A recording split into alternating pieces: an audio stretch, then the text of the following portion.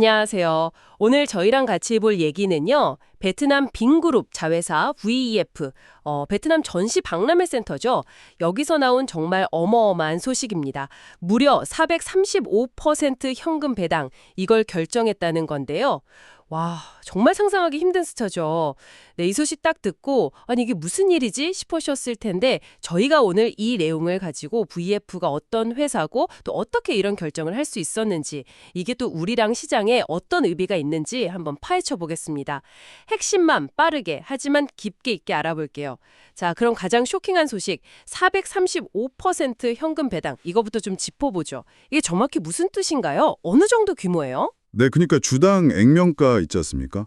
그거의 4.35배를 현금으로 주주들한테 돌려준다는 거예요. 이게 그냥 작년 이익으로만 주는 게 아니고 2024년까지 쌓아둔 누적 이익 있잖아요. 거기서 135%를 주고 또 올해 1분기 이익이 워낙 컸으니까 그 이익에서 미리 땡겨서 300%를 더 주는 거죠. 아, 미리 땡겨서요? 네, 그래서 합쳐서 435%가 되는 겁니다. 총 배당금 규모로 보면요. 무려 17조 2,490억 동, VND죠. 이게 베트남 증시에서는 정말 보기 드문 역대급 규모라고 할 수 있습니다. 와, 17조 동이 넘는다고요?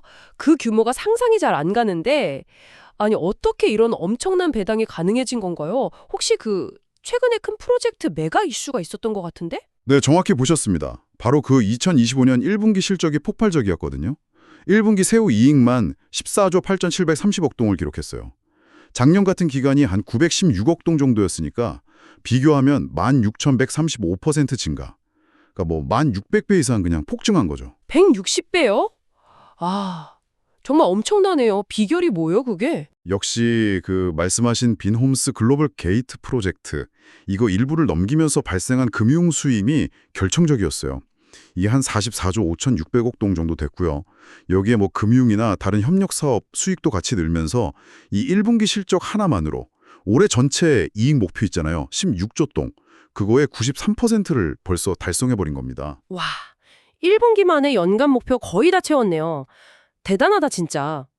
그럼 이 엄청난 배당금, 이거 대부분 누가 가져가게 되는 건가요?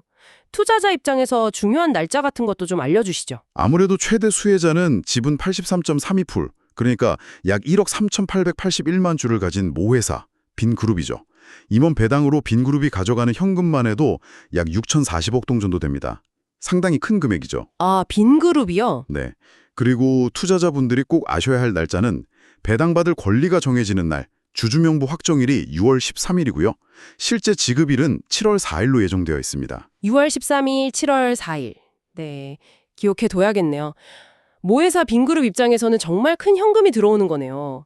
시장 반응은 어땠어요? 이렇게 파격적인 발표가 있었는데. 그리고 VEF라는 회사 자체에 대해서도 조금 더 설명해 주시면 좋을 것 같아요. 네, 당연히 시장은 바로 반응했습니다. 발표 직후가 6월 3일 오전이었는데 주가가 바로 5.36% 올랐어요. 22만 8,100억 동 기록했고 거래량도 확 늘었죠. VEF라는 회사는 자본금이 한 1조 6,600억 동 정도 되는 회사인데요. 이번 배당금 총액이 이 자본금의 4배가 넘는다는 게 특히 좀 놀라운 점이죠. 자본금의 4배요. 네, 그것도 VFF에 상장된 시장이 업컴 시장이거든요.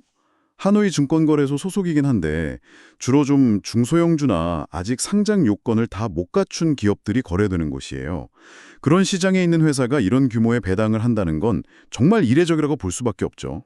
업컴 시장에서 자본금 4배 넘는 배당이라 이게 단순히 그냥 이익 많이 났으니까 나눠준다 뭐 이런 차원 이상의 의미가 있을 것 같은데요. 어떤 전략적인 배경이 있을까요? 그렇죠. 충분히 그렇게 해석할 수 있습니다. 우선 뭐 가장 큰 지분을 가진 빈그룹 입장에서 보면요. 요즘 그 전기차 자회사 빈페스트 확장이라든지 빈홈스, 부동산 프로젝트 이런 걸로 자금 필요성이 계속 있잖아요.